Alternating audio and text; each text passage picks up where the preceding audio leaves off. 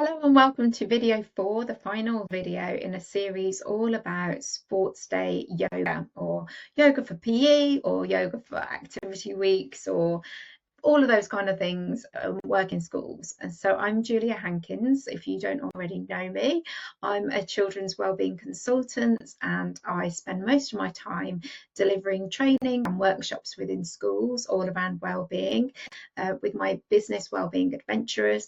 I also support other kids yoga teachers to deliver wellbeing lessons and support them in their businesses to help them thrive in many different ways. So this is the video series that's all about yoga within the school day as part of a sports offering of some sort. So that could be for part of a sports day, it could be a part of an activity week, it could be some sort of special, it could be even health week, something like that. And so in the previous 3 videos, I talked about why you might want to do it, what the benefits are for yourself, for the school, and for the children. In the second video, I talked about what to actually teach and you know, what to include in those kind of lessons. And then in the third one, I talked about how to organise the day. And in this quick video, I'll be sharing just some tips for running a successful day like this. So it could be a day of PE lessons, or a day of wellbeing lessons that fits into the school's sports week, activity week. So top tips. Firstly, be really clear, really clear, super clear, clearer than clear, what the school needs, what they need from you, and make sure that you meet those needs. That's like the number one thing. I did talk about this before, but I'm mentioning it again because it's easily forgotten. We can get so caught up, and I can do this too. We can get so caught up in like, oh, we could do this and we could do this, and I want to tell children about this, and I think it's really important that they know this, and oh, one thing that's really important to me about yoga is this. And that's all wonderful and lovely, but if it is not what the school are looking for, they will not have you back, and they probably won't tell you why. And that's nothing, you know, unkind to schools. They're just really busy places. If something just doesn't land, they just will say, oh, I'm sorry, we're not able to do that again, or we haven't got the funding right now, or you know, something like that. Because firstly, they don't want the confrontation, and secondly, it didn't hit the mark. And so if you communicate with the school clearly, find out what it is, what their goals are from the lesson, then they are just way more likely to have you back again in the future. So be really clear what their needs are and make sure that you meet those needs. So what are their goals? How are you achieving them? And also things to consider are there any other considerations like the language? So for example, some of the schools that I work in are religious schools, and even actually this happens in my community schools that aren't religious schools. Sometimes parents have an issue with the word yoga and they feel like it has a religious connotation, and so I actually have a document all about this that I share with schools. That's included in my document bundle. It's my letter, my Yoga for Religion letter. But just having that communication. Do they want you to call it yoga? Do they want you to call it mindful movement? Do they want to call it a well-being lesson? Find out all of these little bits and pieces and communicate with the school well. So that's number one, be clear about the school's needs. Number 2, I've kind of already talked about this, communicate really clearly. So the schools are massive organisations. And communication within them can be stressful, and I know because I used to be a school leader myself. Different roles I've been as a member of a school staff. I've been a part-time member of staff. I'm just a teacher, not just a teacher, there's no such thing as just a teacher, but a classroom teacher. I have been a senior leader as a full-time member of staff. I've been a PE coordinator. I've been science coordinator, BSEG coordinator, and I've worked in small schools. I've worked in really big schools. I've worked in small schools where it's like 1 class in a year group, and I've worked in huge schools where it's been like 4 classes in a year group. And the issue is the same across all of them, which is communication is really tricky. There are so many in all of those roles. I had the same issue, and so things can get lost, and it's not you. It's definitely not you. So make sure that you are really clear all the time with the people that you're working with. So your first person, the person of contact who you're arranging with, make sure you're really clear in your communication with them about like your pricings and what it is you're providing and what you're not providing, what it is you need from them. So are you expecting them to provide you with a haul? Because you may have communicated that with one person and then it got lost somewhere along the line, and you turn up and they're expecting you to do it in a classroom. Or they're expecting you to move around the classrooms. That can happen sometimes. So make sure you're really clear on where you're working, how much you're charging, how long the day is, what the times are, all of that. Make sure that's really clear. So yeah, being clear about what it is. Be clear as well about your invoice arrangements. Make sure that you're getting paid, obviously, in a way that works for you and works for the school. Make sure that you know what they're expecting, because sometimes schools can assume that you know and you might not know. So just have an agreement, and this can be different for different people, and I've seen it work in a variety of different ways. So for example, in some schools, the schools that I work with regularly, I tend to have a termly arrangement. They pay me termly, I invoice them, they pay me whenever they receive, well, they pay me within 30 days of receipt of the invoice generally.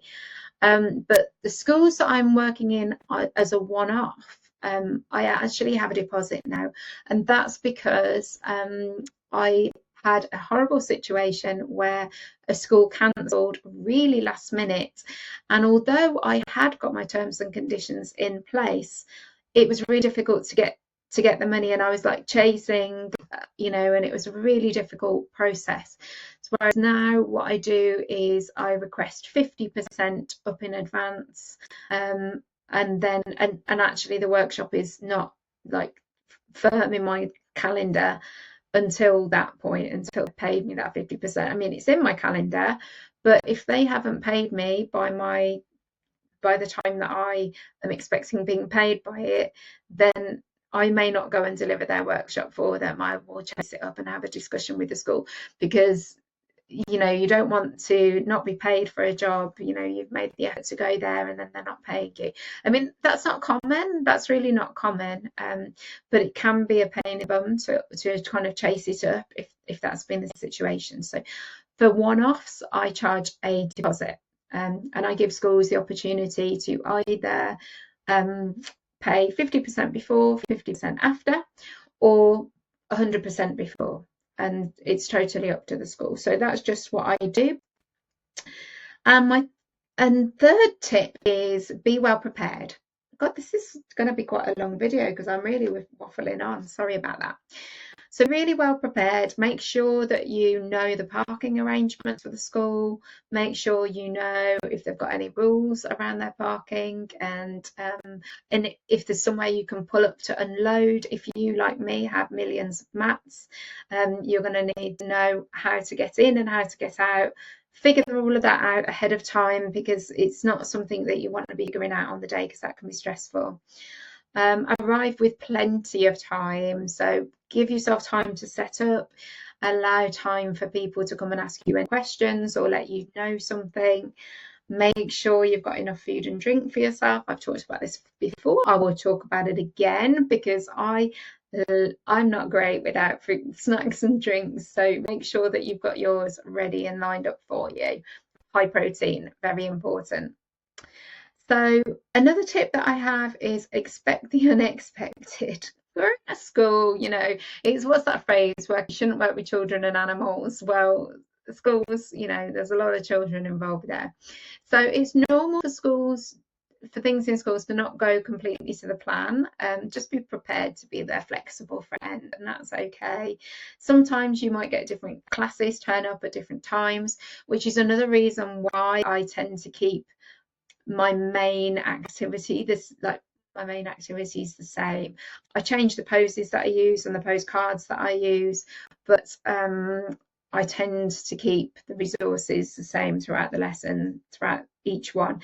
And that's because I've had it before where I've had things set up for year 4, and then year 1 I've walked in and I was like, I was not planning for year 1, and now I've got to quickly change everything. And so now I'm just like, oh, year 1 turned up. Okay, I'll just turn to my year 1 plan.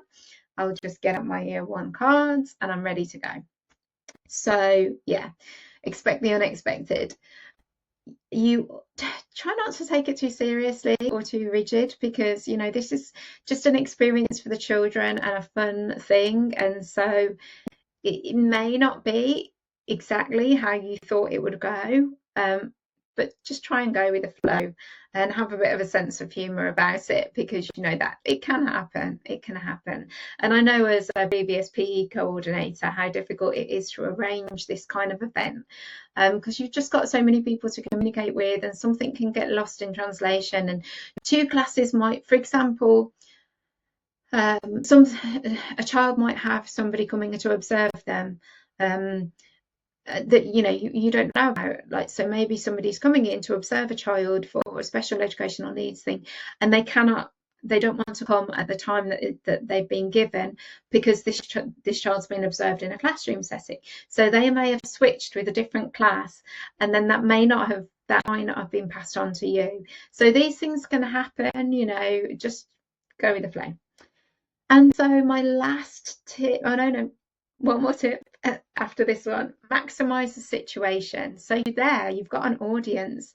Share everything that you do. If you do any other classes, if you do any community groups, if you do any if you've got any workshops coming up in the community, if you also do adult classes, share, ask if you can give leaflets out.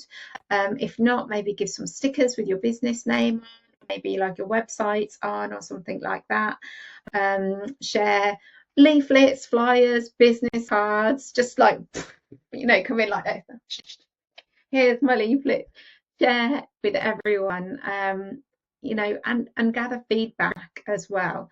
So really maximize the situation. Make sure people know about you, all the people that are in front of you, and also make sure you gather feedback. And I do have a free feedback. You can see my feedback form that I share.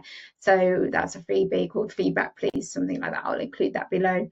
So yeah, check out the freebies, which are my lesson plan and my feedback form. If you're worried about behaviour, check out Tame the Crowd Without Being Loud. If you're worried about meeting the school curriculum, check out Structure for Success.